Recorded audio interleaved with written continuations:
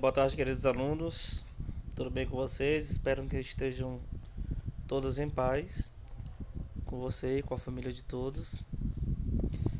Semana passada, eu postei um vídeo repetido, uma aula repetida. É, Cometi um erro e aí estava apanhando do Mob Educa-me. Então, no sábado, no próximo sábado agora, eu vou postar uma nova aula, porque eu mandei de fato o arquivo errado, o vídeo errado, né? Então hoje nós teremos aula e na próximo sábado nós teremos aula novamente. Eu vou combinar com a direção. Aliás, vou comunicar a eles. Já falei com o professor Cícero, na verdade. Porque eu vou postar uma aula sábado que vem, tá bom? Então já ficam aí avisados. Foi um erro meu mesmo. Eu vou até apagar a aula que está lá registrada no dia 27. É, então, perdão pelo erro. Às vezes eu apanho do Mob Educa-me. Então, nós iremos continuar nosso assunto hoje. Nós começamos na semana passada sobre água e a hidrografia, né? Hoje é a continuação, tá? E hoje nós iremos começando é, falando sobre as águas subterrâneas, né? Na aula anterior nós vimos o ciclo da água e só para relembrar vocês, nós vimos que a água da chuva cai na terra, ela parte evapora, parte fica nos rios, mas uma parte significativa ela penetra no solo e à medida que ela vai penetrando no solo em muitos lugares, muitos ambientes, ela forma as águas subterrâneas, tá? E cerca de um quarto da água doce existente nos continentes está no subsolo, ou seja, 25% da água doce do mundo, aliás, dos continentes, perdão, está no subsolo. Então percebam que existe uma grande quantidade de água, de fato, de maneira subterrânea, águas subterrâneas, né, encravada no solo. Quando essa água chega à superfície, ou seja, ela aflora, digamos assim, nós temos as nascentes dos rios e dos lagos. Então, quando você vê uma nascente de um lugar, uma nascente, um grotão que o pessoal chama, né, aqui na região Nordeste é muito comum essa expressão. Na verdade, é um afloramento da água subterrânea, tá? E aí, como eu falei agora há pouco, as águas subterrâneas se originam da chuva, né, que penetra. E além das chuvas, né, além do solo de maneira direta, a penetração dessa água também se dá através das raízes. Por isso, mais uma vez, nós podemos falar sobre a importância da vegetação, né, das plantas. É importante para dar frutos, para manter o clima, o equilíbrio climático, mas olha como ela é importante. As raízes, né, das plantas, que vão muito profundo principalmente, né, elas ajudam nesse processo de infiltração da água. Tá? Então, essas águas subterrâneas, elas também sofrem uma variação do seu volume, assim como existe no rio normal, né?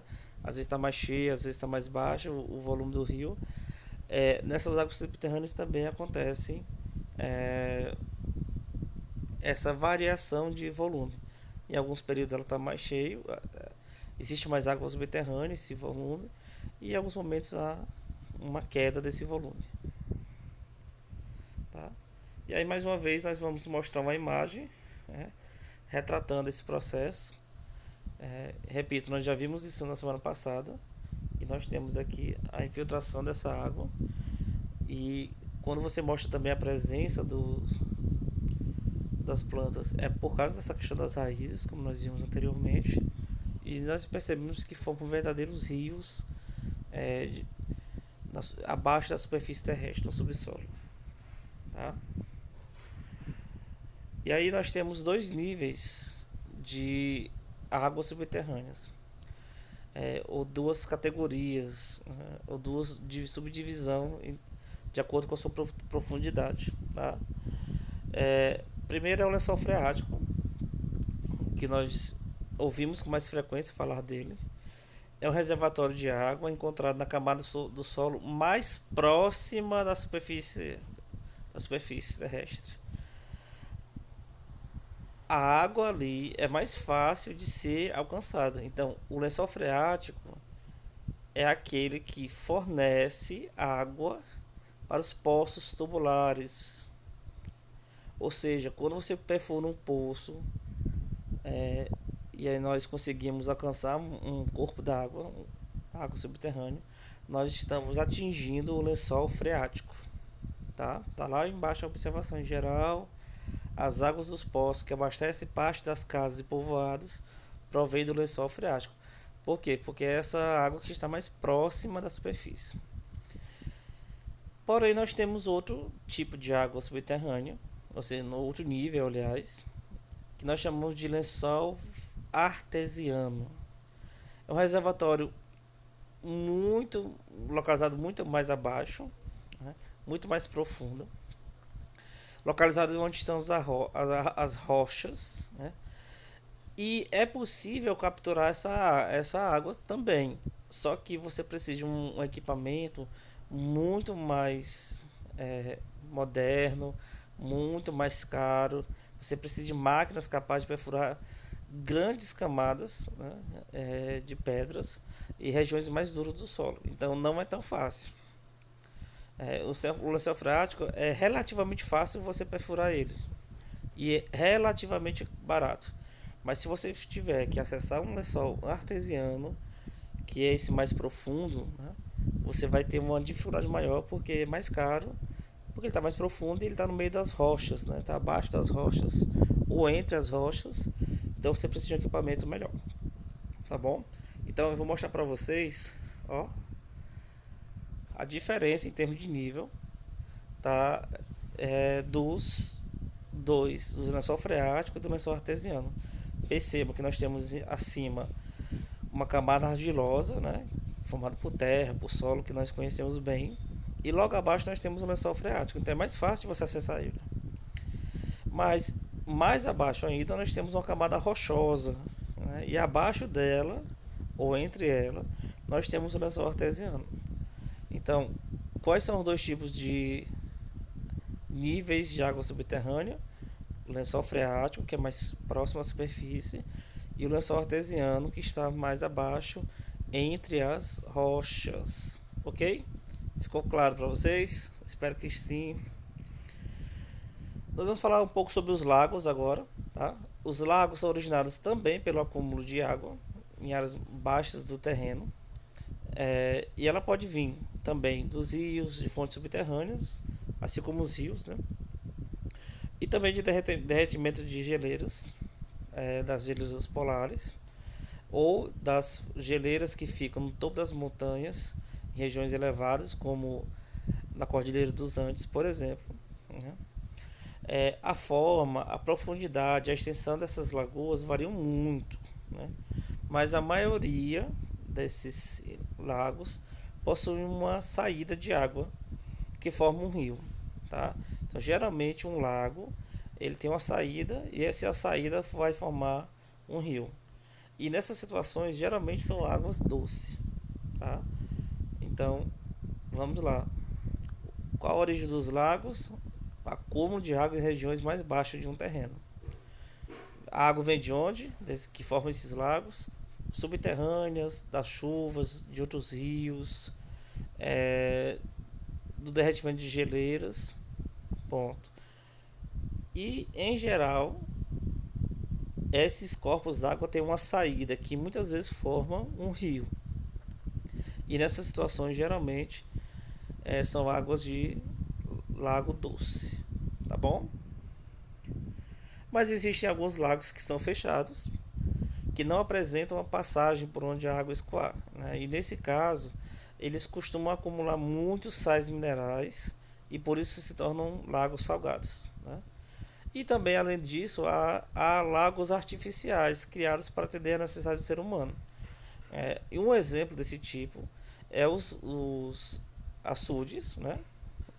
E os lagos criados pela hidrelétrica. Quando você represa a água, forma um verdadeiro lago. Então, ali é um lago formado pela ação humana, ok? E aí nós temos uma imagem mostrando. Perceba que a água está represada e aqui a parte superior dessa imagem nós temos o lago que é formado pelo represamento da água. Isso é uma obra humana que está interferindo e formando um lago da hidrelétrica, tá bom? As geleiras são massas de gelo, perdão, formadas em regiões onde há uma queda de neve superior ao degelo.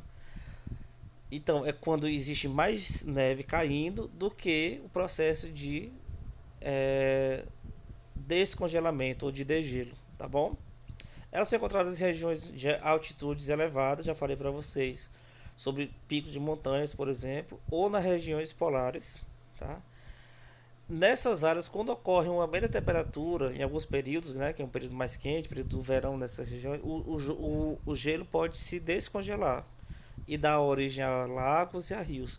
Nós já vimos um pouco sobre isso já, na questão de como o degelo pode ajudar na formação de rios, tá? E aí nós temos uma imagem belíssima de uma geleira e percebam que aqui abaixo nós temos a formação de um lago ou de um rio, eu não sei exatamente o que é, mas é fruto, está sendo alimentada por essa geleira, tá? Esse corpo d'água aqui abaixo está sendo alimentado pelo derretimento da geleira, tá bom? E sobre a disponibilidade de água no mundo, né? E aí nós temos 9 países concentram 60% da água doce disponível no mundo. Então isso é um privilégio para nós, porque nós estamos entre os países. Nós temos o Brasil, Rússia, Canadá, Estados Unidos, China, Indonésia, Índia, Colômbia e Peru, com esse grande volume de água doce, né? Só que, por mais que nós tenhamos grande quantidade de água, alguns fatores, como a questão da poluição, o uso errado dos recursos hídricos, a questão ambiental, podem afetar a questão dessa disponibilidade de água, tá? Um dos fatores, né, que leva à escassez de água potável é a questão da própria poluição, tá? Mas também como o uso também desenfreado desse recurso. E aí que entra a questão de nós preservarmos a água que nós temos, né? De nós economizarmos, não demorarmos tanto no banho, na hora que for tomar banho, na hora que for se ensaboar o corpo, desligue o chuveiro, na hora que vai escovar o dentezinho, ó, desliga a torneira, não fica jogando água na calçada, aguando calçada, porque por mais que nós tenhamos muito, uma hora pode ser que falte. Inclusive agora eu ouvi falar que, através do presidente, é lógico, que existe um risco de apagão no Brasil da energia elétrica, porque os níveis de reservatórios estão baixos. Choveu pouco em algumas regiões do Brasil. Então já se fala, talvez,